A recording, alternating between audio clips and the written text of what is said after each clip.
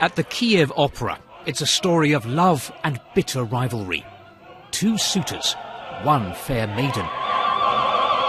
It's just like the story of Ukraine. Two world powers, the European Union and Russia, have been competing for closer ties with Kiev. But whom would she embrace? Ukraine has had a big decision to make. On the one hand, should it sign an historic trade agreement with the European Union that would turn this country very much towards Europe? Or should it look east and join Russia's economic bloc? The pressure on Ukraine to decide one way or the other has been huge. That includes economic pressure. Earlier this year, Russia banned imports from Ukraine's largest confectioner, Roshen, and imposed trade restrictions on other Ukrainian companies. A strong hint that Kiev should think twice before distancing itself from Moscow.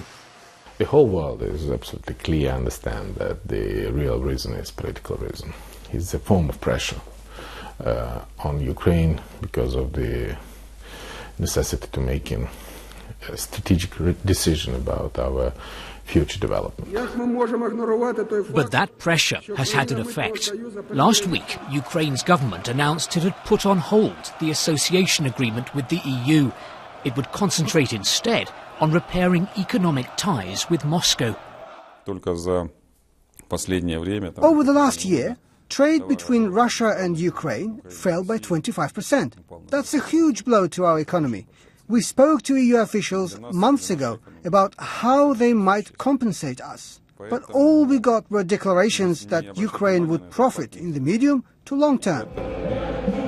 The government's decision has sparked anger on the streets. In Kiev, pro-EU protesters have clashed with riot police. They accused the authorities of dragging Ukraine back to the Soviet Union and demanded the release from jail of opposition leader and former Prime Minister Yulia Tymoshenko. The ruling party are not willing to embrace European standards and values. They're not willing to play according to the rules of European Union. These protesters say they will stay on the streets until Ukraine's government chooses a different path, one that leads to Europe. Steve Rosenberg, BBC News, Kiev.